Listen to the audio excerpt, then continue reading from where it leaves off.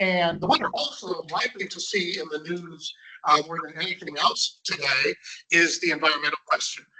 I'd imagine if I asked how many of you had seen a news story about large language models in the environment, we've got Meta building data centers around the world, but the big one in Louisiana that may or may not be larger than Manhattan in sheer space by the time it's built has really hit the press. The folks from Tesla and AIX are building outside of Atlanta, causing great political issues. We're beginning to see stories saying these data centers are sucking up huge amounts of power and water, both where they are and also in the regions where they tend to exist. The latest number we have is by 2030 that AI-centric data centers around the world will probably use about as much power as the entire industrial nation of Japan. How do we think about that? Power is important for us here in the state of Texas, especially when it's not on in the middle of winter. But power is, electrical power is power, and how we think about power structures are very much important. You may know, for example, there's a huge data center theoretically under construction in Abilene. As part of the Stargate project, which may or may not exist anymore. There were statements made last week suggesting that OpenAI and SoftBank and some of the big investors may be cooling on what they're going to promise relative to data center build out. It may not be the $500 billion package of which the Abilene data center was supposed to be the crown jewel. Some of that was changing as of even last week. I couldn't actually get any information from the Abilene newspapers or online when I was looking earlier this week to find out, is building going on? Will it continue to move forward? What's the new time frame? But one of the big key data centers, we've got data centers north of Dallas and other sorts of elements that are coming into play. Just as an aside, these are the sorts of topics that we talk about in what's known as Pondering AI at UTA. I think I see some familiar faces from people who've been online or helped us in person. We had, for example, Sacha Lucione, who's one of the largest names internationally on ecological, environmental impact of AI and data centers on our world today. She's spoken to that group. We've had Henrik Spike-Sætre from Norway come in, one of Europe's best known voices about ecological impact. So another resource here, podcast series that we actually do locally that's bringing in national names to ask this critical question.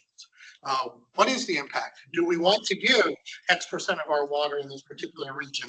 It's easier to cool these data centers with water than it is to cool it with electricity. Electrical cooling is more expensive, so they tend to move toward electrical. More data centers, to their credit, are being built with solar, are being built with wind. But if you look at where they're being built around the world, still the majority of them do seem to be powered by coal and other carbon-based energy sources. So names to leave with today. Gary Marcus is the first one. His book on rebooting AI is about 5 years old. His latest one from last year is Taming Silicon Valley. You can tell from the cover going forward, he's going to have a very critical stance as to how he thinks about these issues. I mentioned Professor Bender, Emily Bender. You've got her book in hand. We also recommend the podcast that she does called AI Hype Theater. Sometimes it's called AI Hype Theater 3000, where they, as a group of academics, take apart news stories for what's being done in the world of AI, what's being hyped, what hype is real, what is just hype. I certainly recommend those as resources. Those are things I listen to every day, whether it's walking around or in the car going forward. I'll give you a couple other critical resources and then I will wrap up since I'm going to be right on my 14 or 15 minutes here. If you don't already have a good factual news summary, one of the things we all struggle with is how do we keep up with this news? There's too many stories on too many angles coming at us too quickly. How do we differentiate hype from not? I always say find a good factual summarization podcast. The one I recommend is called AI Daily News Brief. It's about 30 minutes a day. I find it to be a neutral, well-informed news summary of the AI world and AI developments. But I quickly go to a couple of podcasts and podcasters outside of our own Pondering AI at UTA that I would recommend. And once again, you can tell by the titles that they come with that critical frame. Paris Marx's Technical Famous out of the UK, Alex Dunn, they just got done with a really good series summarizing the latest FACT meeting and some of what's emerged out of FACT. If you've never heard the name Ed Zitron, you might want to put that in your notes. Ed looks at AI mostly from the business economic standpoint. He is particularly worried that none of the major companies in the AI world are in any way profitable.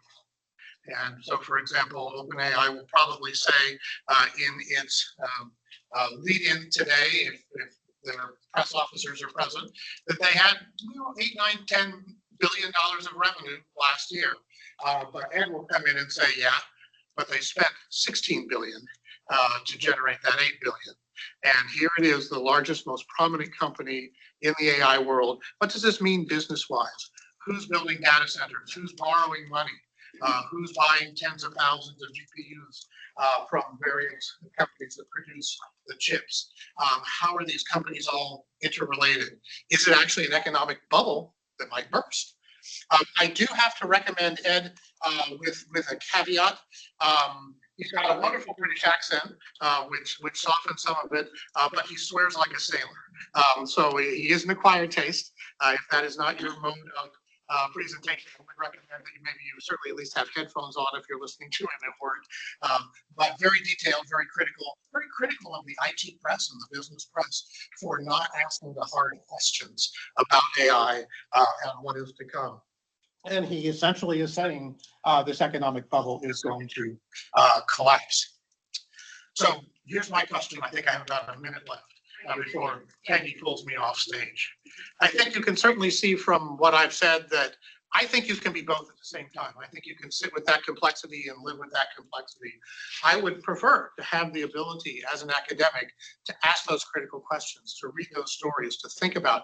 I might choose a model based on its environmental or ecological impact, or a company that brings particular features or ideas that produce hallucination or bias, or some of the other things that get to the critical questions we have asked. So my answer to the question is yes, I think you can.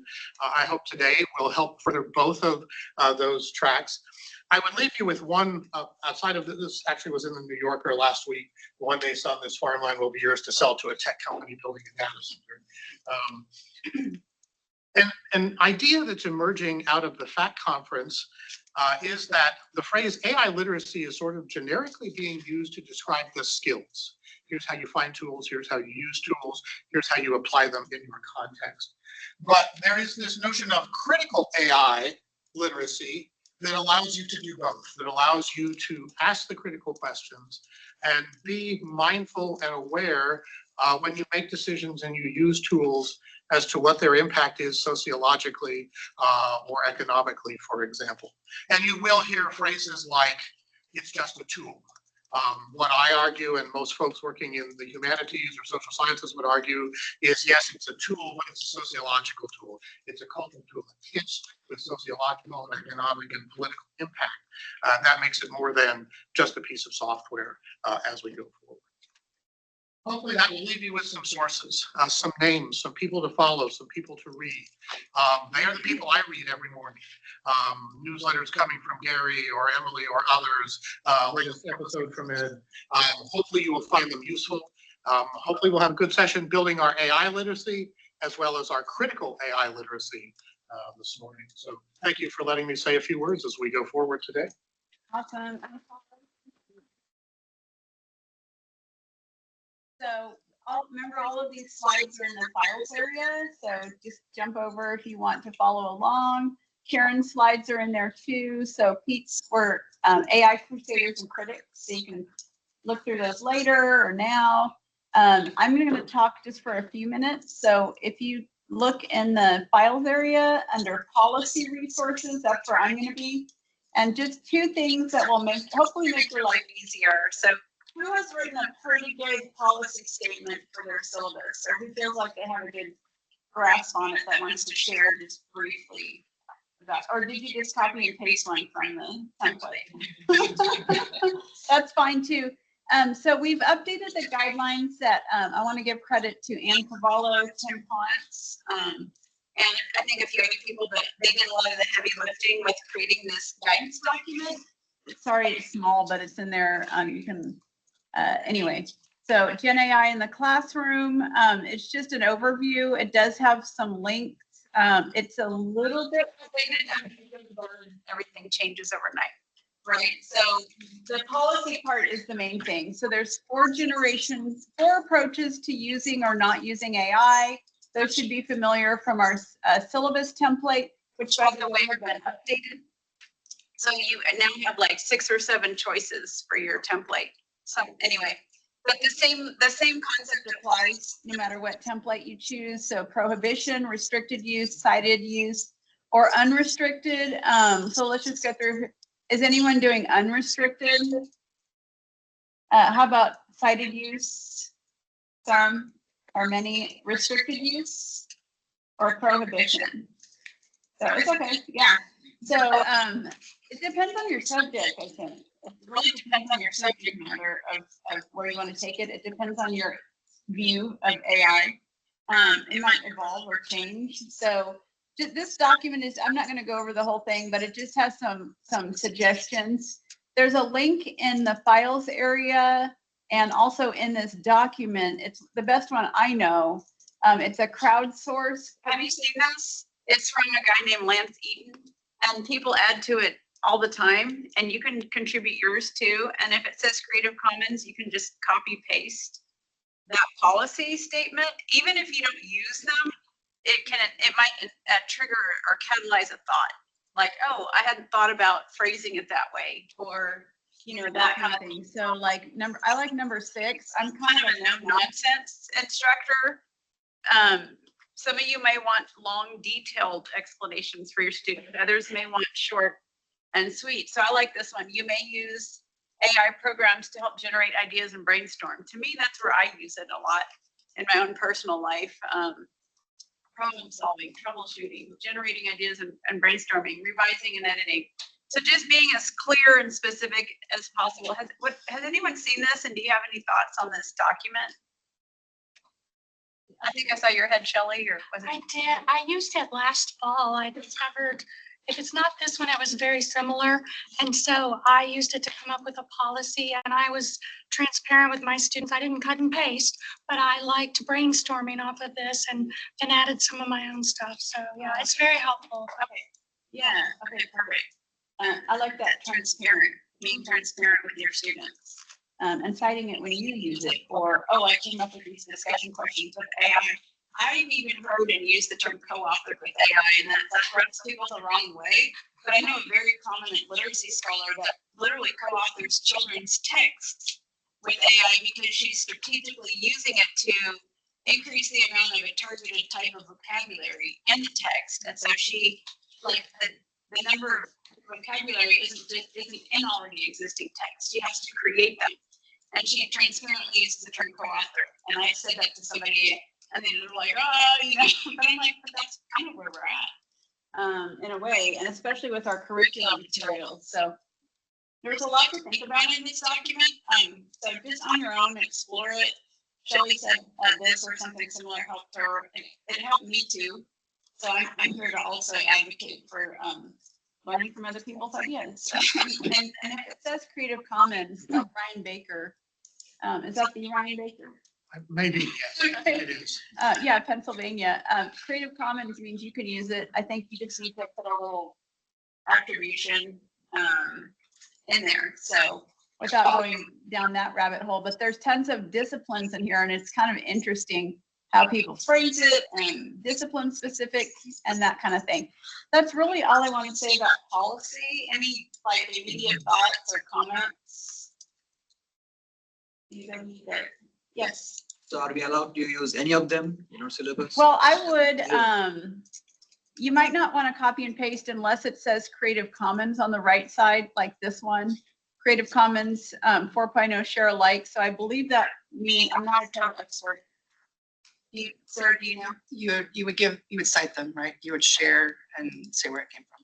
Yeah, you can say policy from maybe in tiny font. That's readable. But yeah, you can tweak it. Like this one says public domain. It's not very elaborate. So I would just look Mahabali. She's extremely well known in Egypt. You could probably even email them. Who has time though? So public domain. So just I would just look and these are some really prominent people. Ethan Malik, right? So these aren't just these are really good ones. I guess is what I'm saying. Okay. So learn from other people. Just real quick. So if you didn't find Adobe Firefly, we do have the Adobe Creative Cloud and it's in there. Has anyone accessed the Creative Cloud? So I just honestly Google everything. Do you guys do that too? Just Google UTA Creative Cloud. And then you can access it. You should be able to sign in with your UTA credentials. And then it should be one of the icons there. You can actually drag it, Nikisha, is that right? You can add it to your desktop too. So I believe I'm logged in through UTA. And then you should have access to Express. Oh, here it is on top. It's right there. I think those are my ones I use often, or they're just there anyway. So that's one way to access it. Is it in my apps? Do you guys know? Is it not in my apps? Okay. So just go to your Creative Cloud, or honestly, just Google Adobe Firefly or Adobe Express and log in with your UTA credentials because we have an institutional license. So again, your task, and this is just for fun. Yes, sir. Well, I was gonna, I don't know if everyone saw the email from OIT. If you want to continue to use Creative Cloud, make sure you check your email and fill out the survey by the 13th that says you want to keep your access. Yes, please do that. If you haven't seen it, you can email one of us and I'll forward it to you. Yeah, really important. They are doing this opt-in model for Creative Cloud. Keep it because it has all these tools. Although I think Adobe Firefly and Express are free anyway for everybody anyway outside of UTA, I believe. So Brian, do you want to mention what you uploaded for us? It's specific to the Firefly. They have a new image model out, so if I can find the link on the website, I'll find it. I just downloaded it because but it just gives example prompts and how to get the most out of your prompts because it is a bit of a learning curve. And then I integrate this in my class. I use Notion, so we just create like a little prompt database. So we put it in there. Prompting tips on like page 7 and 8. So I didn't know all this, like image type, subject, what it's doing, action, context, colors, and style. And this is really good for other kind of models too, learning how to, as a role, the context, et cetera, constraints. So it kind of helps you build out better prompts. So Firefly's a good scaffolding tool to me, and it's fun and interesting. So, you can just start really simple. I love Westie's. So just like post something in our chat. Start small. You don't have to read the guide and be an expert. But I love happy Westie's, and so that's always my go-to visual. Try it out. And that kind of thing. And then you can iterate. So it's like, if you're like, it doesn't look like a Westie, you can add details and better direct it and iteratively work towards that prompt or look at the guide. Yeah. I will say though, this is a good, for becoming better at this, you only get so many credits. It's going to be enough for us, but you only get so many credits per month. So it's kind of an incentive to actually be more efficient and really think about what you're doing. And that's good for students too, to like slow down the process. And think before you actually do. Yes. Okay. Good point. So so maybe especially on video, it generates more credits. Okay. That's good to know. It's not unlimited. Anyway, so for fun, make an image, download it, and then just upload it to our thread and Teams. So that's it. I'm going to turn it. That was my drive-by presentation. Resources are in the folder for you to look at later. And Karen's slides are also in the folder. So if you want to pull up her slides too, Karen's been doing AI for a few years now, and is going to talk. Karen, if you can mention the book, the OER book too. Absolutely. In the chat. So let me figure out where you are. Okay, there you are. So go ahead and screen share. I'll stop sharing and we'll turn it over to you. Okay, wonderful. I'm about to share my screen. you all hear her? Everybody's good. Okay. Okay. So if you could just give me, I'm going to put it in presenter. Can you give me a thumbs up that you just see the screen and not my notes and everything? Yeah, looks great. Okay, wonderful. I'm gonna sit back down, but I'll be here. Okay, awesome. So I'm going to talk to you a little bit about first, acknowledging that AI has some issues, right? A lot of those are already improving as the models continue to learn. But I want to kind of start with some of that briefly. Then I'm going to dive into several practical examples of how you might use it in the classroom or in course design and teaching preparation. And then, just as Peggy mentioned, I'm going to share one resource that is homegrown UTA resource that you might find beneficial as you're continuing to explore. So obviously there's some bad news around AI, and I want to, although I'm going to be focusing on how to embrace this, I also want to name some of those risks or drawbacks. So of course, we're all aware that there can be a temptation to take shortcuts with AI that do not mean that they're mastering the learning objectives. There's also risks of hallucinations, inaccuracies, bias, issues with the data, not being as sound as we would like it to be. And also confidentiality and privacy in terms of people's intellectual property, as well as, privacy relating to, say, clients in the social work setting specifically. We don't want to be putting in too much identifying client information, for example. And then misalignment is a bigger picture thing, a problem that you and I, unfortunately, are probably not going to be able to solve, but just this bigger concern that AIs must be aligned with our interests, and if there's a misalignment there, things can go awry and cause problems. And so those are some very real issues with AI that I think we need to not only be aware of ourselves, but also be talking to students about. And there's a lot of good things about it too. So looking at the strengths that AI poses, ready or not, here it comes. It's already here, and students are and will use it. So it's not realistic to ban it. And even if we could, that would rob them of practicing those important skills that are increasingly needed in today's evolving job market. And so I think the prudent approach is to model how you might use it appropriately given the specific context of your discipline, and then guide them to do the same while establishing those boundaries that are relevant to the specific course that you're teaching.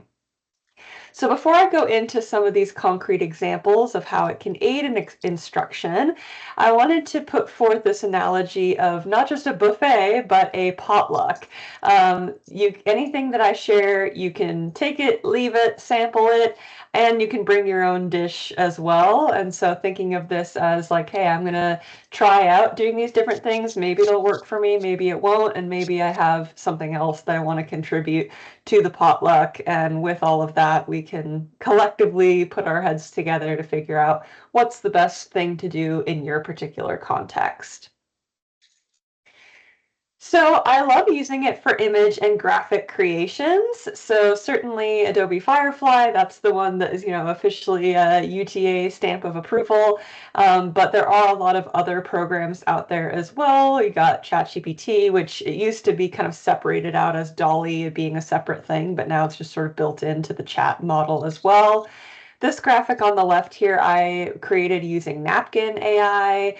Midjourney is very popular. Canva has an AI tool now as well. So there are many different tools out there that can help you create images or graphics. But I would like to also say, don't forget the accessibility. So whenever I have an AI create a graphic for me, I also ask it to generate the alt text too.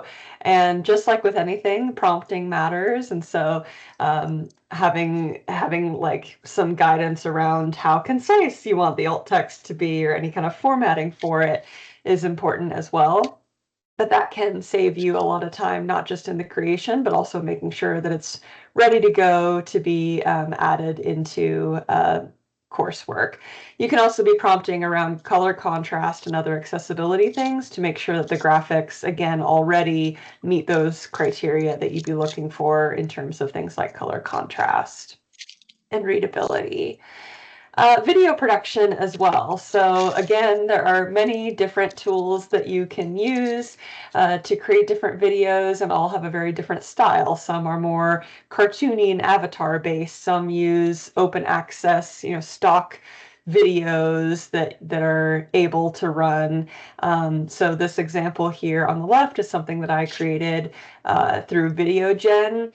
And I basically can upload my script or have the AI help me create the script. And then it will have a series of open access stock videos that you can edit. And then it automatically has the subtitles of it there on the screen. So you can see it says self-care isn't just about, and it's about to say bubble baths. And I talk more about what self-care means in the social work context. But that being said, let's not get carried away with using AI and technology just because it's fun and snazzy and we want to, be cutting edge. Let's keep a student-centered perspective and recognizing that our learners want to hear from you, particularly if you're talking about online learning contexts. They want to know who you are. They want to hear from you. They don't want just some robotic voice giving what seems like this just totally unhuman touch video. So what I actually do with VideoGen specifically is I make it create the video. It will have an AI voice that narrates the whole thing. But what I'll actually do is I'll go into Canvas Studio, record a screen share of the video, mute the computer sounds so that it can't hear the AI voice, and then I go through and talk through timed to the captions so that it's actually me narrating it instead of the AI audio. So figure out a good happy medium that you can utilize this technology without totally outsourcing it in a way that's going to really turn off your students and make them disengaged from the course. Some other prep ideas: you might use generative AI tools like Copilot to generate or refine case studies. And again, prompting, you can make this fully customizable. You can help it write or refine assignment directions. So sometimes I'll write my own assignment guidelines and then put it into Copilot and say, what questions would a student have about this? Is there anything unclear, or how can it be more concise? And just refining and fine tuning it so that it's user friendly. Also with creating rubrics, when I make rubrics, I usually have the different criteria and then different columns for, not meeting expectations, approaching, meeting, exceeding, and so forth, and having it give me some ideas of what would it look like within this criteria to meet versus not meet. That can be very helpful. And again, asking, is there anything else I should include to the rubric? And then discussion topics as well, both in terms of if you're still doing, written discussion boards, but also in class, discussion prompts as well. And then teaching ideas, the sky's the limit, right? It's the digital muse that can help you come up with cool ideas for your classroom. So what are some ways that you might be able to incorporate service learning or experiential learning or interprofessional education in your courses? Again, coming up with things that you can use for discussion as a large group or in small groups in course. I also like to use it to give examples, particularly if it's more a theoretical ivory tower type concept that I'm talking about, being able to help it generate some examples that are particular to different areas of practice. So I might, for example, survey my students and see what types of roles they want to work in upon graduation, what type of populations they want to work with, and then customize and make sure that I'm having examples in my lectures that echo those practice settings that are relevant to my students and their goals or their internships.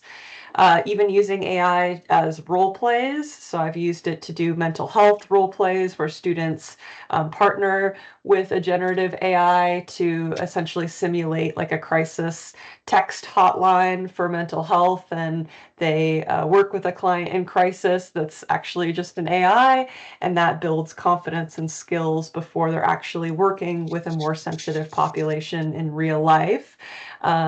Also critiquing AI responses. So this moves them up Bloom's taxonomy. Instead of just asking them to summarize information, instead asking an AI to summarize course materials and then having them critique that, build upon it, extend the response, and so forth.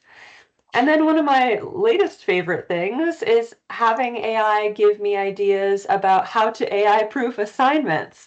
So for example, some colleagues of mine, including Jacqueline, hey, shout out, I think you're out there, and our other colleague, Jen Murphy, have talked to me about this really awesome idea of, instead of having written discussion boards in online courses, having there be these small conversation circles where students meet synchronously to discuss the topics and then write a reflection about that. And I've been piloting that, and that's working really well. But more things like that, right? Like, instead of a paper, how can I do a video skill demonstration? Or if I have an infographic assignment, like, what should I be telling them about the extent that they use AI to create that? So helping you to make sure that your assignments are not only all the good traditional pedagogical things of being aligned to learning outcomes, but also innovative and engaging and working with AI in the ways that we want our students to. So last couple things I wanted to mention. I know that there are a lot of different options for policies that Peggy already went through, and so certainly choose one of those syllabus policies. This is not in lieu of this, but I feel like this kind of shows what some of my students are thinking when I talk about all the gray areas of, well, you can use it for this, but not for this, but you could for this, but only if this criteria is met, right? The truth is, there's not an easy binary, this is okay and this is not. There's a lot of shades of gray. And so the two guiding principles that I give my students as rules of thumb is considering the context and the transparency.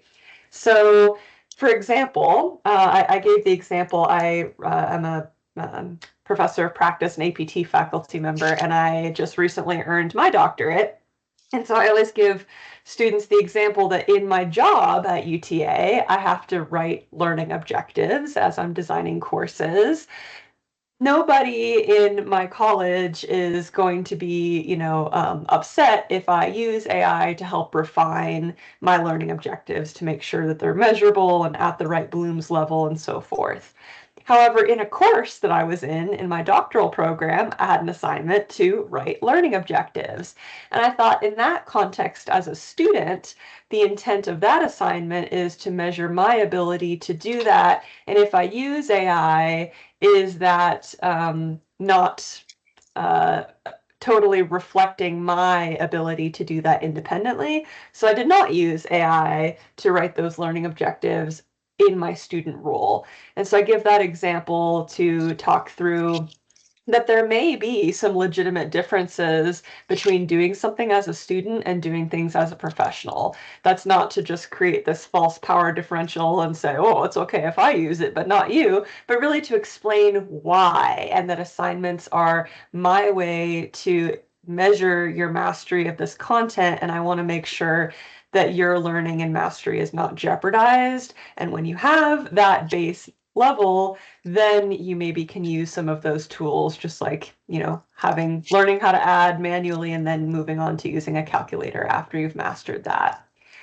And then the other area, of course, is transparency. What I tell my scholars is, hey, if I, published in the Shorthorn that, hey, so-and-so used AI to do this assignment, would that be okay with you? Would you be embarrassed? Would you be worried about getting in trouble? And if the answer is yes, then that's a pretty good indicator that you shouldn't be doing it.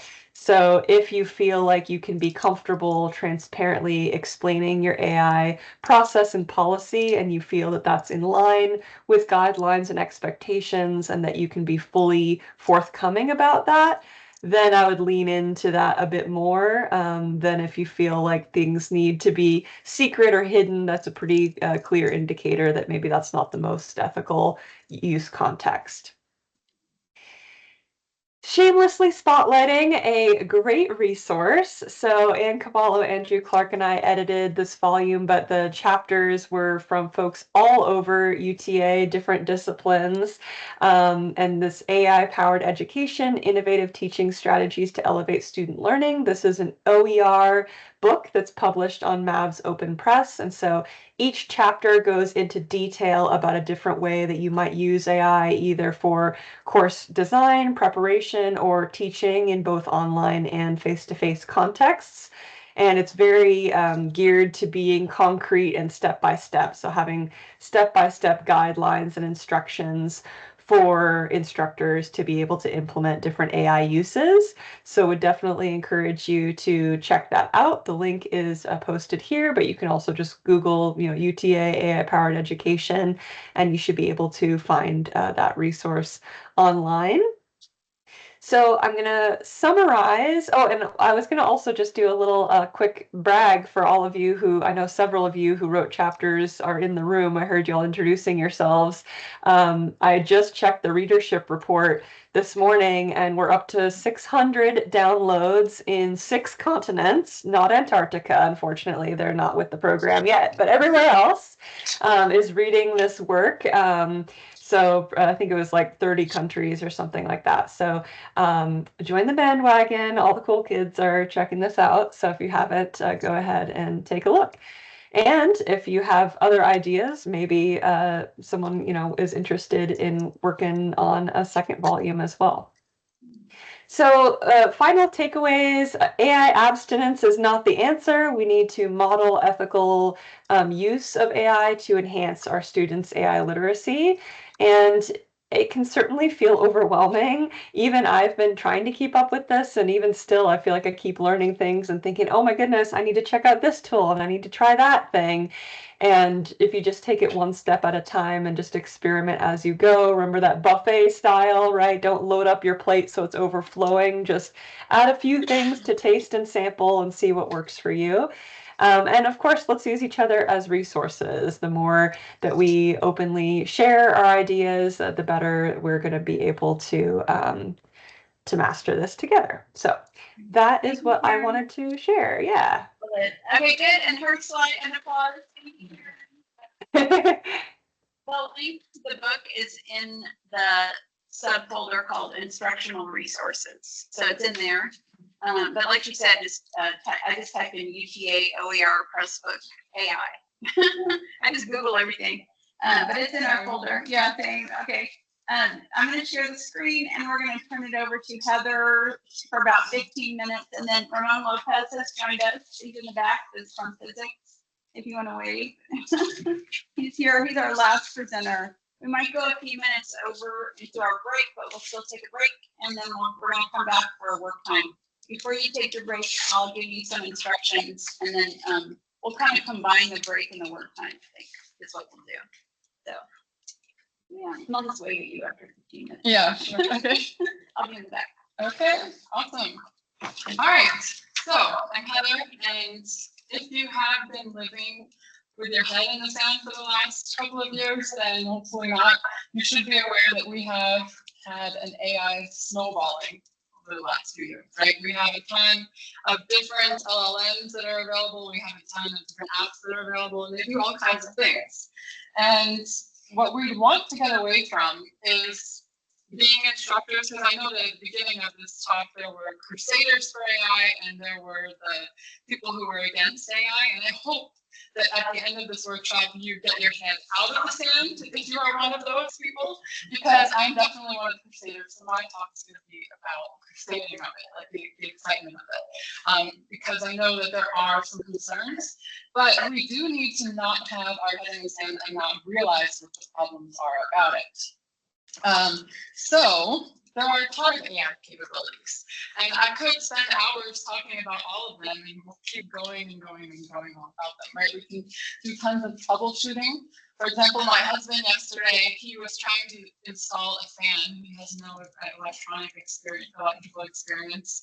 And he had no idea what to do. And he's like up there with the ladder. And he's like, what is this cord? I don't know what this is. And he gets out his phone and he takes a picture of it and he sends it to ChatGPT. And it tells him exactly what this cord is and how you connect them together, right? So he's just taking a picture of life, right? It's augmented reality around him. And oh, what is that? What is this thing? And so that's just one example. Troubleshooting as well. I'm not very good at Excel, and I've created very complicated if-then calculations and formulas and Excel sheets just by having conversations and iterations with ChatGPT. I just have the vision and it helps me create it. So I say, hey, I really want to make a really complicated Excel sheet to grade my students, and I want to have a column that does this and a column that does this, but I don't know how to do these calculations. How can I do it? And over a few conversations, I was able to complete something that I would not have been able to do just with Googling it in the past. Okay. You can definitely have a personal assistant. You can create pictures, you can create videos, and do all kinds of things.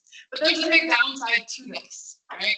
And that is, if you do have your head in the sand and you're still teaching like you used to, you might be looking around and saying, does anybody else feel like we're grading robots, or are we grading students?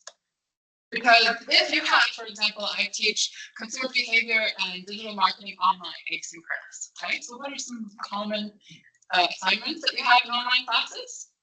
Anyone? Discussion boards, right? And if you have a discussion board, what is happening?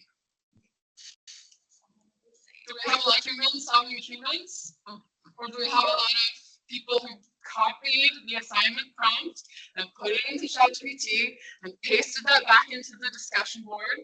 And then when they're supposed to reply to another student, what do? They copy the person's other robot response, they paste that into ChatGPT, they copy that, and they put it back, right? So we have this whole thing of robots that are talking to each other, right? How can we get away from that? Well, some people, they might decide, well, I'm going to do something a little bit more complicated and have somebody create a video and upload that into the discussion board. But you can create videos with AI, right? You can create images, you can create an infographic. So a lot of the things that you're trying to override, right, if you're just grading based on output, you aren't really going to encourage the student to actually be learning. Right?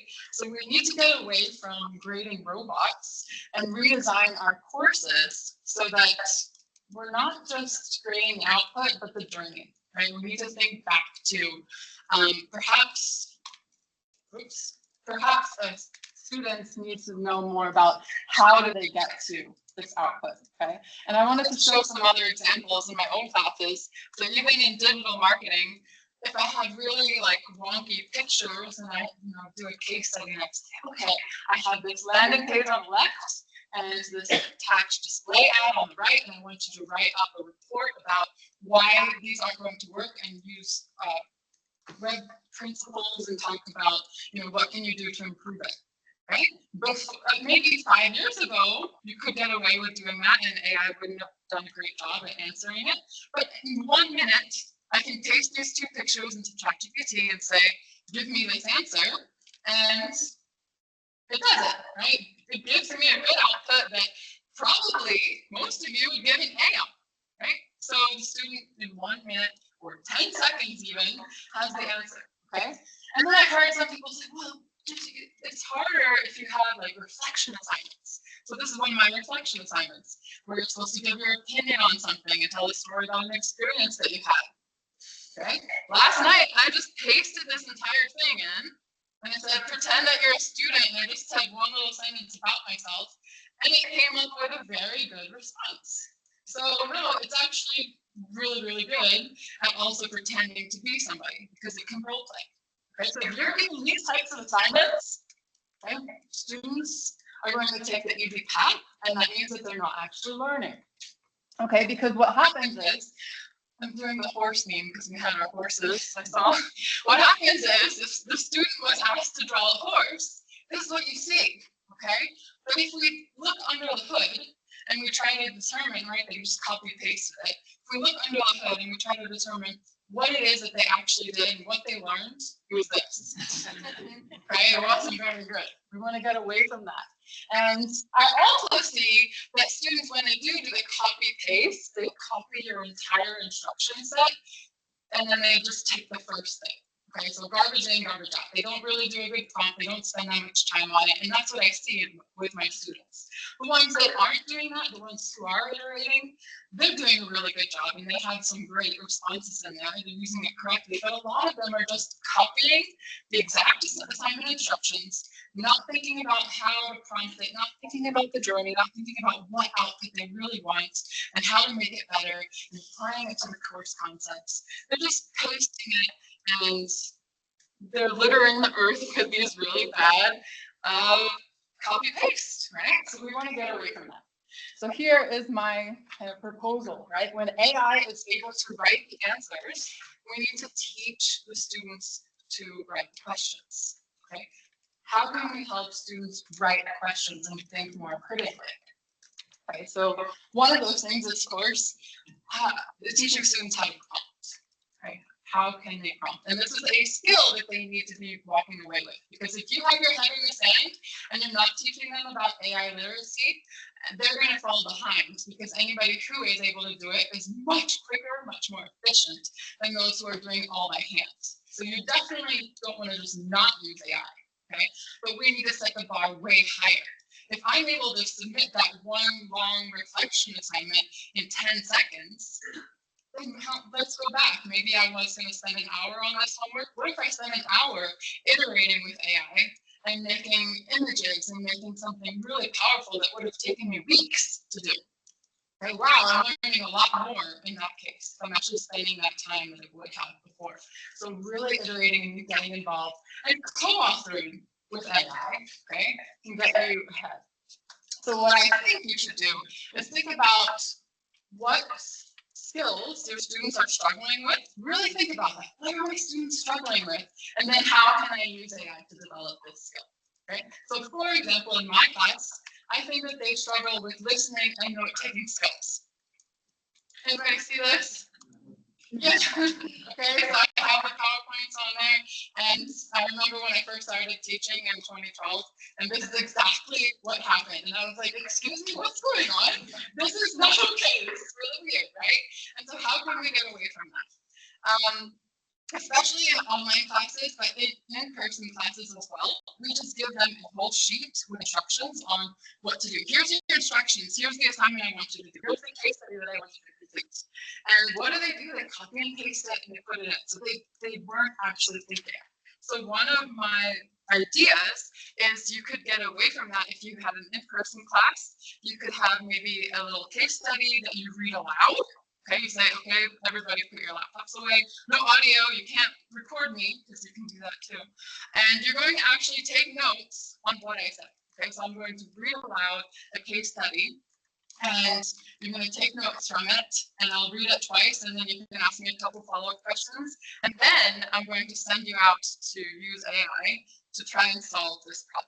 Okay, and that emulates a real life business situation where you might be having conversations with your boss, and they're like, I have this problem, and we have to figure this out. You're sitting in a meeting, and you have to actually be able to take notes and listen to the problem. And so that is a lost skill that I see students are struggling with. And so that is one example that I would encourage you to try and do, is definitely encourage them to use AI to solve it, but first start off with making sure that they have to write down those instructions, and you don't give them any instructions written. It's all verbal. And another one, descriptive writing. This kind of ties into that prompt. I always see my students not really write, they just kind of write one little sentence and that's it. And they're not really thinking about the whole big picture. So I had an activity idea where you could do a reverse engineering prompt activity. So perhaps you put something up on the board. It could be a table, it could be a message, it could be a picture, and you have a competition in the class where here's the picture, right? You all open Firefly right now or ChatGPT Reality, and you try to recreate this exact image with a prompt of your own, and let's see who can get the closest. Let's see what's mid-range and who gets the closest, and that's a little competition. And that is you describing what you see in front of you, okay? Because that seems to be a lost skill for my students as well. Technology troubleshooting. Crazy learned helplessness. Okay? They're not doing it. How do I save this as a PDF? Did you Google it? Right? Did you ChatGPT it?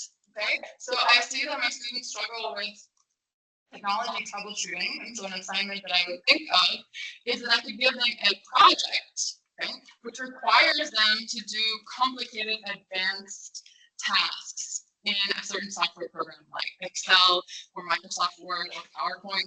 I never taught them these tasks. Okay, I say, I want you to have, an if-then formula, you're going to have to figure out how to do this. That means they might have to Google it, or they should use ChatGPT with it. Right? Because I use it all the time for this type of thing, right? In my Canvas courses, I'm like, oh, I have this image and I need to, when I embedded it into Canvas, the HTML wasn't working, it's not 100% width, how do I fix this HTML? And it fixes it for me, right? So I want to encourage students to actually get on there and start troubleshooting with their, with these programs, okay, so that they can get better. And then the assignment itself could be them turning in this conversation of these iterations and me seeing and judging them on their ability to do that troubleshooting. Yes, too much, okay. Another one is public speaking and improv. Okay, so I teach business communication in person as well. And one of my favorite activities is PowerPoint karaoke. And PowerPoint karaoke, if you've never heard of it before, is when you get up and you see a presentation. So I would have called one of you up here and you've never seen my slides before and you're going to deliver my presentation. That's PowerPoint karaoke. You deliver a presentation on slides you've never seen before. I have 45 students in my class. So for me to create this activity and actually emulate it and give it out to the students, I have to spend time creating 45 different presentations, which is a lot of unnecessary work for me. But I can use Microsoft Copilot to create 45 of them in about 5 minutes, okay? I just put in there, create a persuasive proposal to adopt a cat. Or I could ask ChatGPT first for a list of ideas and then just copy and paste all of those different ideas. And voila, 10 seconds later, I have a full presentation that is not a great presentation, but it works for the purpose of me being able to do PowerPoint karaoke, because then I have these slides that a student is going to come up and present so that they're practicing their public speaking skills. Okay, so definitely being more efficient with your time. So I do this as well to build case studies for my students. I have it generate data sets. I have, for example, if you have not tried out Coursera, we have free access to Coursera, and there's a Google Digital Marketing certification on there. And so they have a lot of different assignments in there. And I have the students complete that, but then I want them to complete a more complicated version of my class too. And so I take the one in the Google certification, and it has like an Excel sheet with all this like consumer data and stuff. And I expand on that, and ChatGPT gives me all these new data sets. And so I can use these data sets as a case study for the students to play with. Okay, so you can create really complicated stuff, which would have taken you a lot of time to do. Another one is critical thinking and exploration. My students struggle with this, right?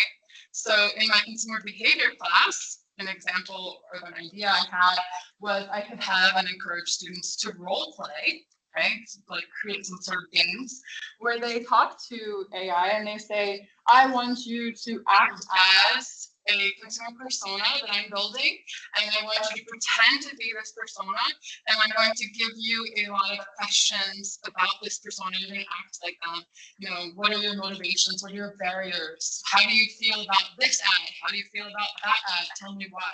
And so, the person will get some insight into this other persona that maybe they aren't able to imagine or explore on their own. And so that also helps. And of course, the AI prompting itself, right? Making sure that they know how to problem solve. So I taught them with those practice practice examples where I verbally give them the instructions and they have to write down their notes. But they can't just write down sloppy, crappy notes, right? They have to not be putting in garbage and getting garbage out. So they should follow an actual prompting system. Okay, so I've created this kind of way where I call it the CAPE, where you have to have the context, an action, a persona, and an exemplar. And whatever way that you do, you teach the students how to do a prompt.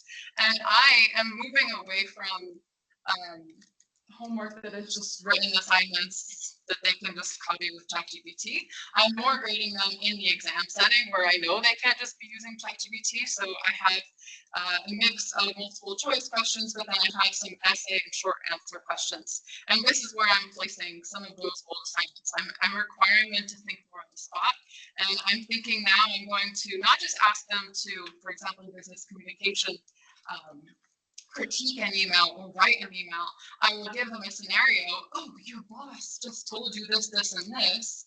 Now write a prompt to make an email that solves this problem. Okay? And so I want to see their problem solving skills in that exam setting.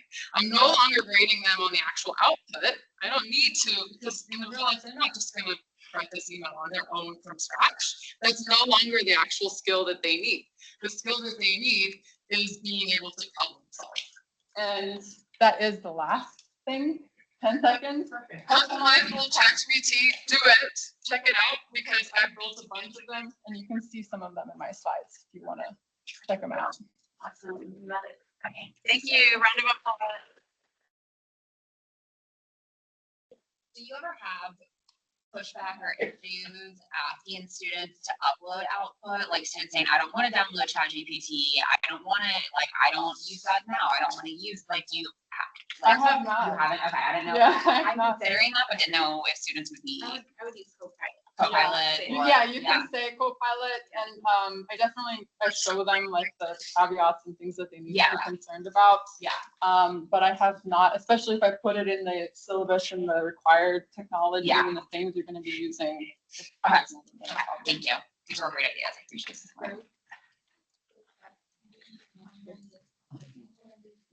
ADA compliance, how does AI work in that? Sorry? ADA, I said ADI, but ADA. The Yeah, the accessibility and stuff. Yeah. I mean, with talking to it, or just creating images, or When you're creating images, when you're talking to it, is the model taking all of that into consideration when you're creating? I mean, it's not. if you're creating something for students, you still always have to be the director and make it compliant and, create content for them. But as far as students interacting with it, I'm not an expert on the. Yeah, let me get back to you on that. Yeah. We have that in our chat and Yeah, we have a water cooler area. Food side. yeah, type in the chat, we'll get back to you. Okay. Also, Lee Pierce and Edward will be here. They are the gurus of kind of that type of stuff, and they can talk about coding. So without further ado, from Dr. Ramon Lopez from physics, if you'll introduce yourself and take it away. And then we'll segue into our break, but come back after the break at 10:50. And I'll give some directions. So Thanks, Rita. his slides are in the files area. So, yeah, I'm a professor of physics. Mostly I'm a space physics person, but I also do a lot of work in physics education. And that's what I'm going to talk about here. So to give you background, why we ended up doing what we did so that you sort of understand the path, because the path eventually led to using AI has some random walk elements in it, right? So with the pandemic, we had online instruction. And so I took the opportunity to experiment with the format for a modern physics course. And the course was partially flipped so that, are you all familiar with what flip courses are? Where, lectures are online and then the synchronous class meetings, it's more for problem solving. So the course was partially flipped, so there was still a little bit of lecture. I came from studies of other courses that we've done this way.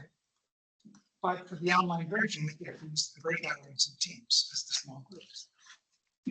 So wanting to make learning relevant, the question that we posed is student performance as measured by grades in the full virtual mode the same as in the live version, where you start the lectures online, but you have a live synchronous session and students are working in small groups.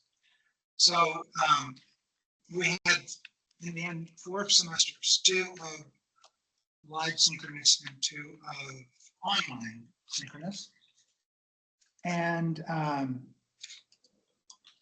we needed 1 more virtual semester than last semester of online synchronous. And by that time, I had to get permission. So I talked to the distance learning people. They said it was fine, but they said if I could do this asynchronous. I really don't know if we could do it because the pedagogy does depend on small group interactions. But I said, okay, we'll try. So we had the 4 semesters. Now, the thing about those 4 semesters is that we kept exactly the same homeworks and exactly the same exams. Students had no clue because I'd say stuff like, well, next week I'll do the big ideas for the exam once I finish writing. Say stuff like that. So they were thinking that these exams were unique, but they weren't. So we could really compare apples to apples. And Scott Yarborough finished his PhD in 2023, no, 2024.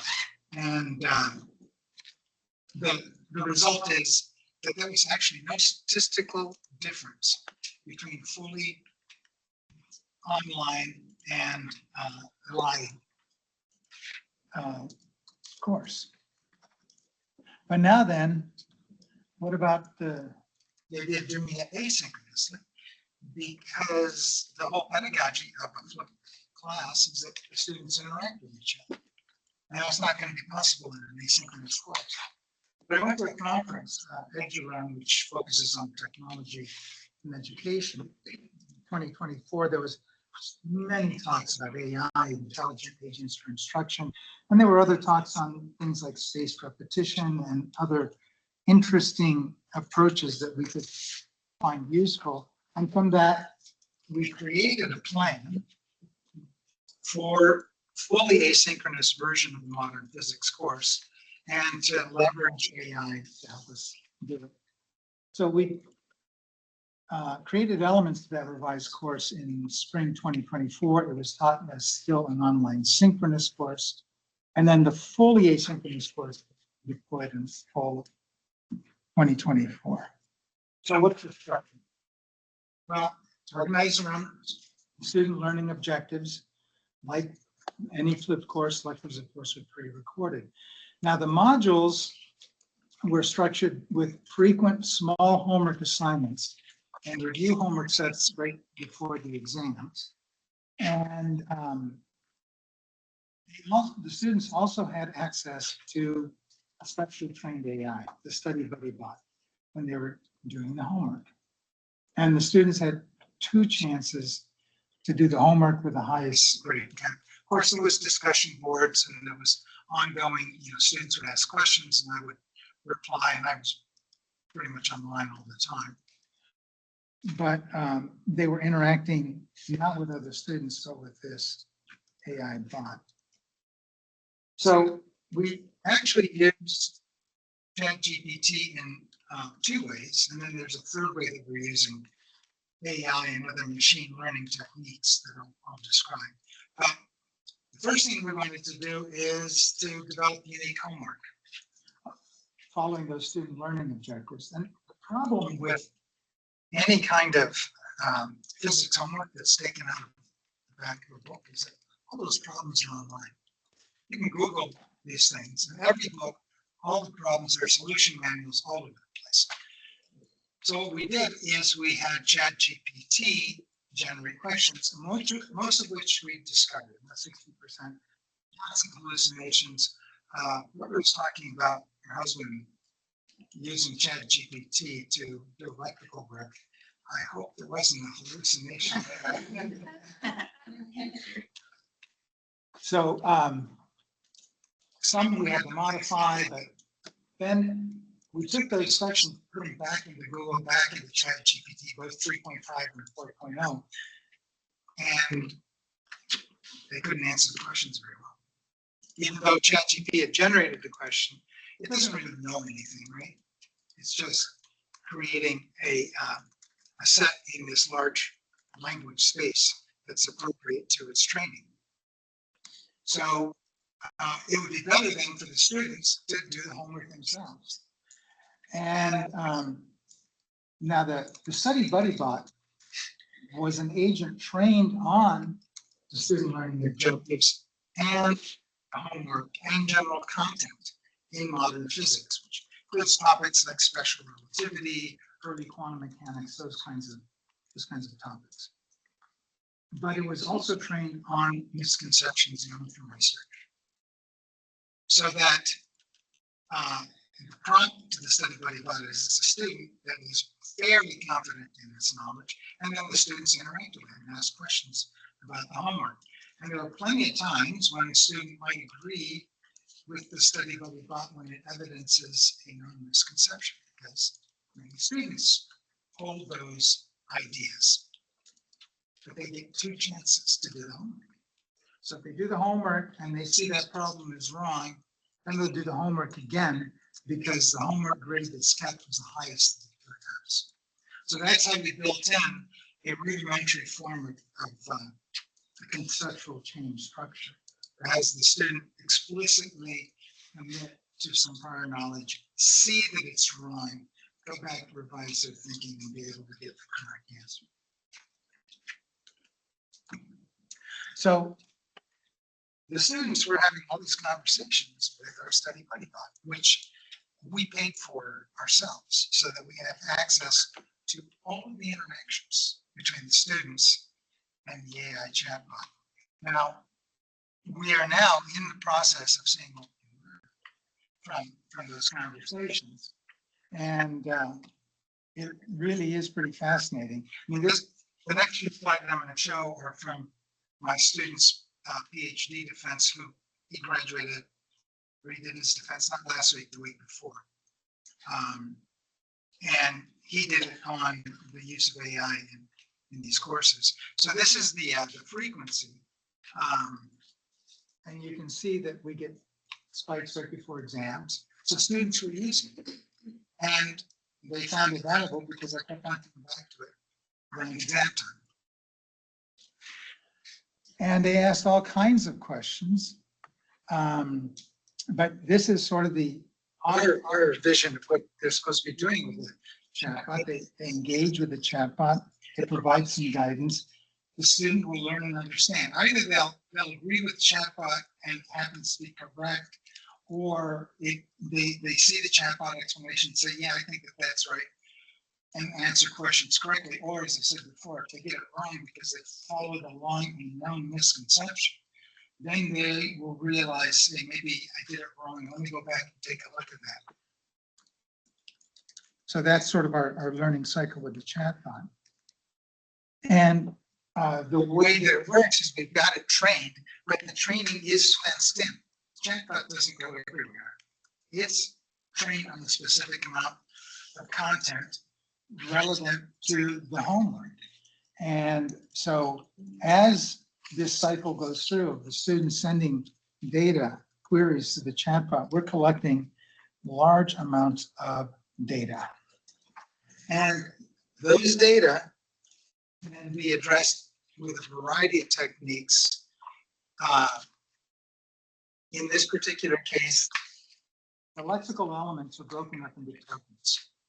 Those tokens become unit vectors in a lexical space, a k-dimensional lexical space. And in fact, initially we ended up with 1,536 dimensions. That's not particularly useful.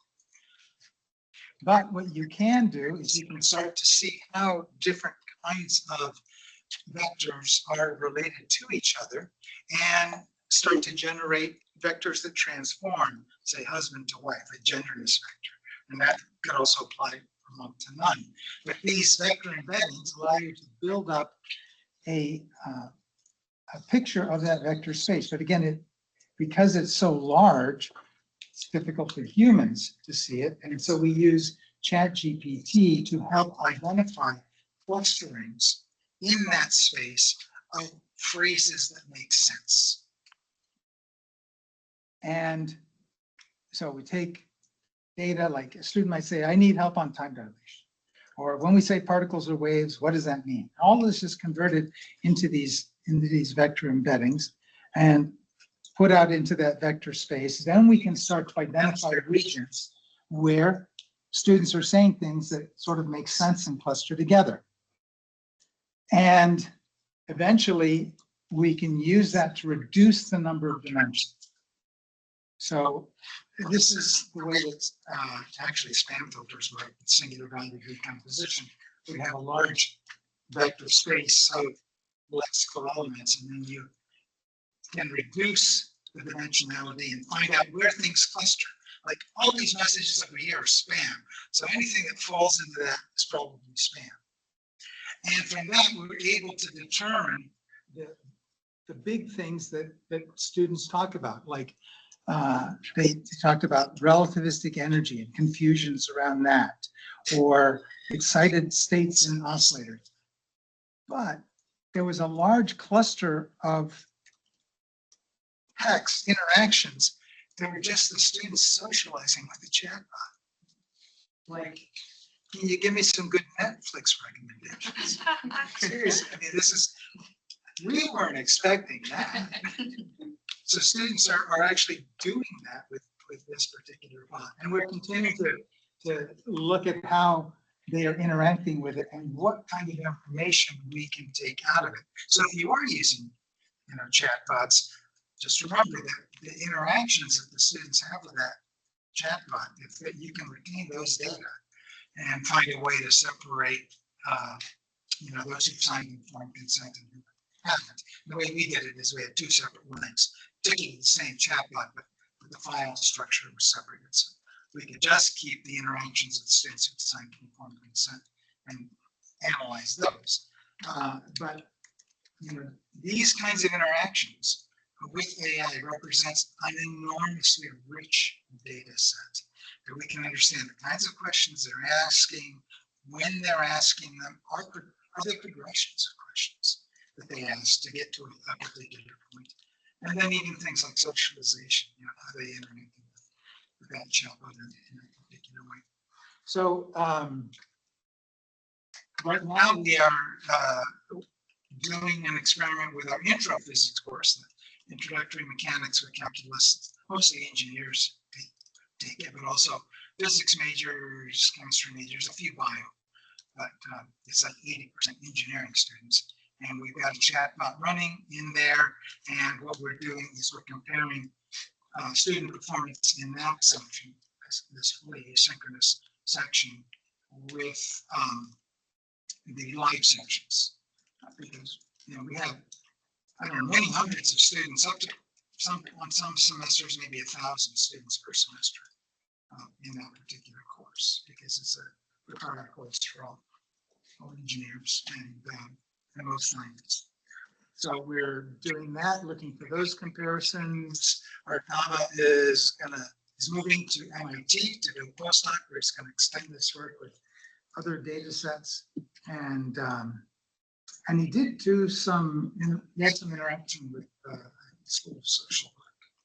Or what? No, it was nursing. And I forget who it was that he talked to there. If you want to find out more about this kind of stuff, I can put you in touch with him. He's right now at the American Association of Physics Teachers meeting in DC, where there's a lot of interest in this stuff. Okay, thanks very much. Okay, thank you. We're gonna take a break, and during the break, a couple things. When are you leaving? Probably during the break. Okay, I'm leaving, but can people email you? Yes, definitely. Yes. psmith@uta.edu. And Karen's online, but she may be she's online, so which probably won't be with us for the rest of the day. And you'll be here or you'll be here? Okay, be here for a little while, and Heather's staying the entire day. I'll be here, Sarah's here, I'm just pointing out the helpers. Nikisha's here and Yusuf is here. I think Beth Leader's coming in, if you know her. So we'll be, but come back at 10:50, we'll give you some short kind of guidance, and then we're gonna turn everybody loose to kind of explore things, talk, and do 2 tasks. They're low key, no stress, no pressure. At the very end of the day, you'll do a survey, and that's kind of your homework to get your stipend or your professional development funds. And all those funds there, you can use them for Nikisha, like travel. Do you want to say anything? Make sure you sign in, because that's the only way I'll know who's here to get the payment. Yeah, I think the sign in, it's right here, loading. Okay, so we'll put it back in front. So yes, sign in during the break. Come take 1 or 2, well, just take 1 book for now. And if we have extra, it's like food, right? You can have seconds after that. But we have some free books. So come over here, courtesy of Pete Smith, so thank him. And take a break, come back at 10:50. I did the bottom. I wasn't official, I guess. I'm just. Oh, was I? Yeah, you're on. Oh, sorry. Because I had to write it in for my book. It's okay, we'll figure it out. If you haven't signed in, it's over here. Signed in twice, so I get twice as. Yeah, you get double. No, I'm just kidding. Oh, yeah. Oh, good to meet you. Yeah, welcome.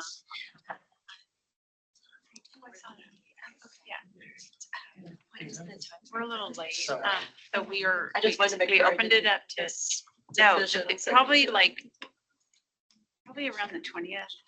Yeah. We'll let people know. Okay. Yeah. Oh, yeah, definitely, I saw that. Okay. Oh, yes. Unfortunately, it's on hiatus because of a couple things. Remember, new people. Oh, you know what? Ask me not. He's running the community. Okay, so we might do that. Well, because that would kind of depend on like It's kind of a shame. the things with the 15. But yeah, it was more. He was trying to come on. He didn't either feel about that. Okay. Oh, you're good. Okay, perfect.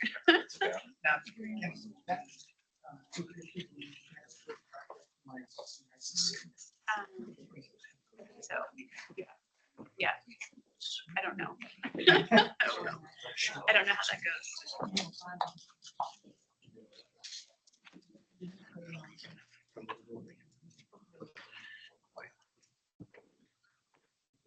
Eating a balanced diet, healthy plus. That makes sense. So how the math.